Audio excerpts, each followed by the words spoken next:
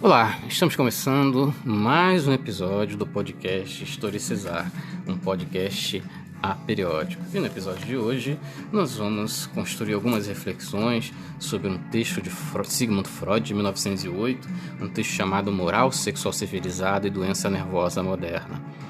Esse texto traz importantes apontamentos sobre os antagonismos entre forças pulsionais e processo civilizatório.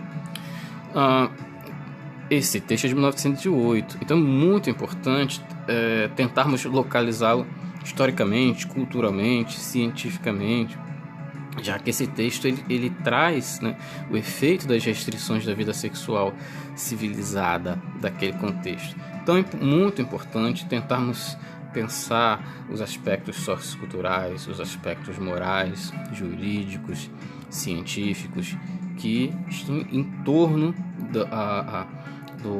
do Freud psicanalista, do Freud pensador.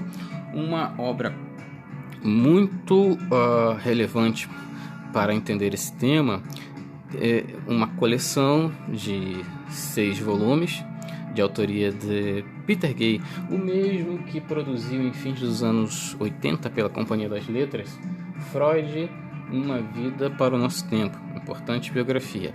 Então, a obra de Peter Gay, A Experiência Burguesa da Rainha Vitória a Freud. E o 5º volume penso ser o mais relevante para ajudar a compreender esse tema, A Educação dos Sentidos. Já que Lacan também havia dito que quem criou a psicanálise não foi o Freud, foi a Rainha Vitória. Então, o que está em torno desse contexto é a compreensão dos efeitos da restrição da vida sexual civilizada. E é impossível entender sem que tentemos entender o que foi a era vitoriana. Outra informação importante é que esse texto, essas ideias do Freud, elas são desenvolvidas ainda sem o auxílio de conceitos metapsicológicos que serão desenvolvidos posteriormente, como haverá um texto específico sobre a pulsão de 1915. E nesse texto, para Freud, havia uma relação direta entre o aumento do número de doenças nervosas e o aumento do número de restrições sexuais em sua época. Então, ele vai esmiuçar os efeitos no sujeito, no psiquismo do sujeito, dessa moral sexual civilizada. E esse tema, ele vai ganhando aprofundamento, vai ganhando...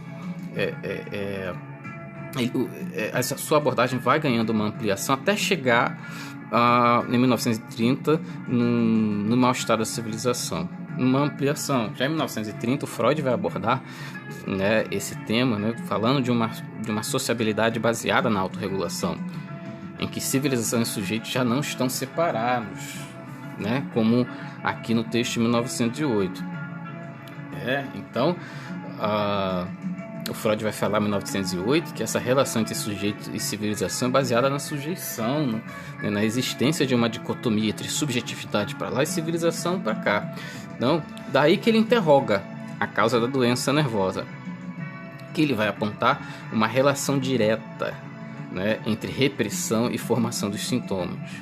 Ora, sintoma neurótico para Freud, nesse contexto, seria uma resposta do sujeito ao processo civilizatório. Nesse texto, o Freud vê que os objetivos da civilização divergem da subjetividade, no caso aqui, as forças pulsionais do sujeito. Ele aponta que a moral vigente, de 1908, exigia uma supressão da sexualidade.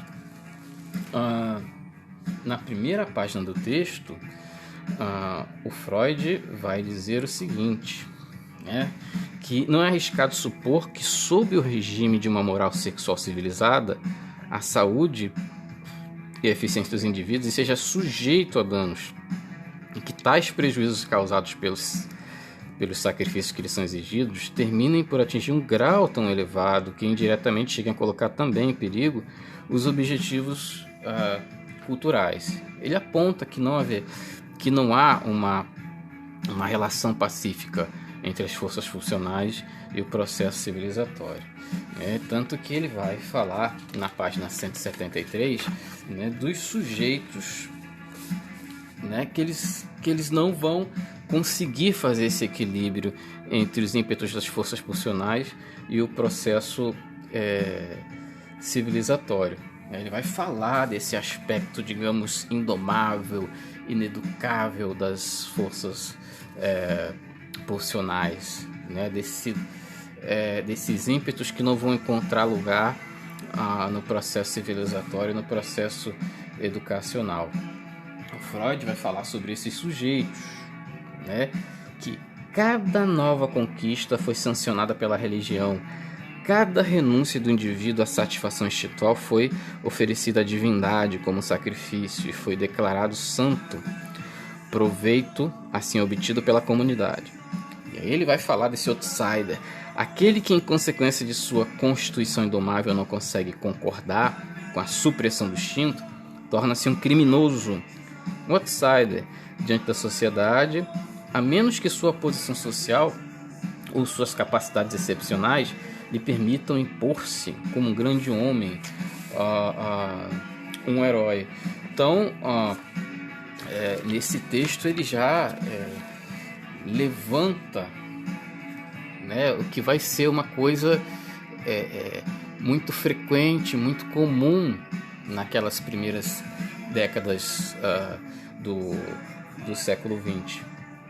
E ainda sobre esse aspecto indomável e ineducável das forças pulsionais, o Freud vai falar o quanto de injustiça social que esses padrões da civilização vão exigir para todos. Os homens precisam se comportar assim, as mulheres precisam se comportar assim, o bom cidadão, o bom cidadão recatado, ele precisa se comportar assim para ser bem visto. Ele está falando a respeito das forças pulsionais. Ele vai dizer o seguinte: uma das óbvias injustiças sociais é que os padrões da civilização exigem de todos uma idêntica conduta sexual, conduta esta que pode ser observada sem dificuldades por alguns indivíduos, graças à sua organização, mas que impõe a outros os mais pesados sacrifícios psíquicos.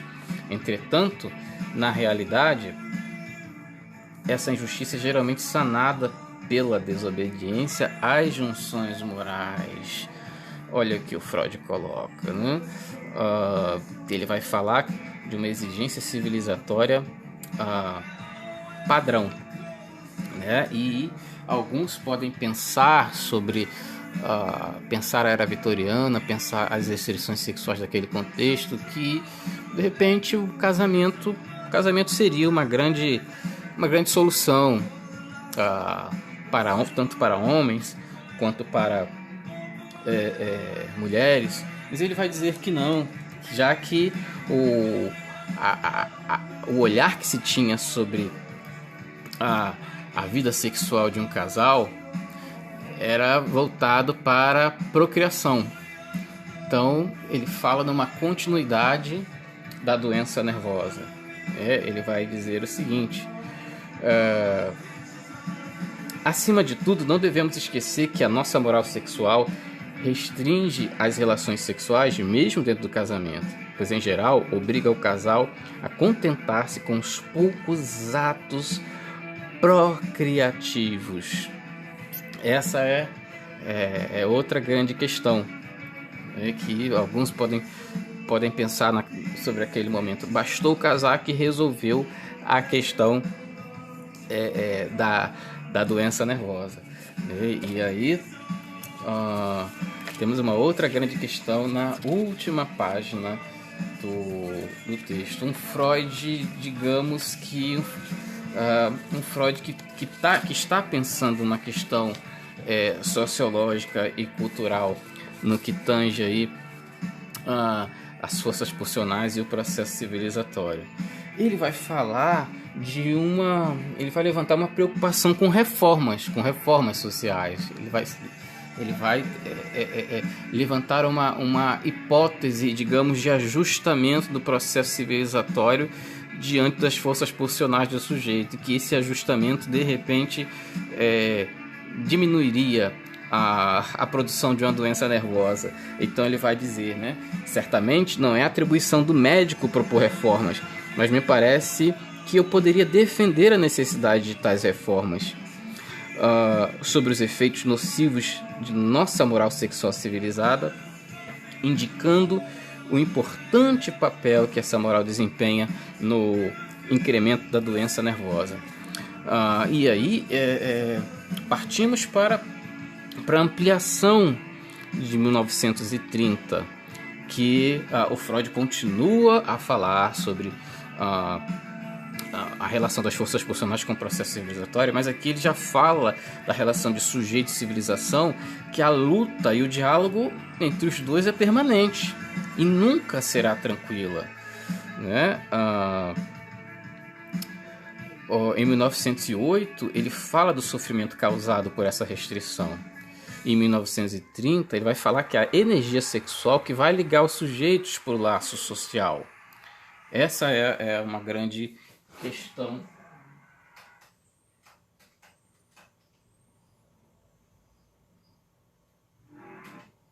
Essa é uma grande questão que, digamos, faça a ponte entre os dois textos. Ele vai falar que as leis impostas pela vida em civilização dão origem à subjetividade, né? É aí que se faz, onde há o processo de subjetivação do sujeito. Que agora, em 1930, no mal-estar na civilização, não há uma dicotomia civilização e sujeito. Segundo Freud, não há subjetividade sem civilização, visto que o sujeito se constitui no momento em que se instaura a regulação entre o indivíduo. A autorregulação, segundo Freud, vai ser ocasionada pelo sentimento de culpa e sua relação com o narcisismo, né? Sentimento de culpa ocasionado da relação do sujeito com o outro, o sujeito intersubjetivo, o sujeito que precisa do outro para se constituir, né? Precisa o sujeito que ele se constitui num ambiente. E como é que o sujeito apreende isso? Como é que ele constitui o seu processo de subjetivação? Nesse texto de 1930, o que vai ser muito central agora, a substituição do poder do indivíduo pelo poder de uma comunidade. Segundo ele, isso será um passo decisivo para o processo civilizatório. Daí que as leis carregam em si preceito de que não serão desobedecidas em favor de um só indivíduo, pois servem à massa e, como tal, exigem restrições pulsionais de cada um. Ele está se referindo à importância de um pacto civilizatório no que tange aí forças pulsionais e as relações sociais, as relações interpessoais. Em 1930, Freud vai dizer que a renúncia à satisfação pulsional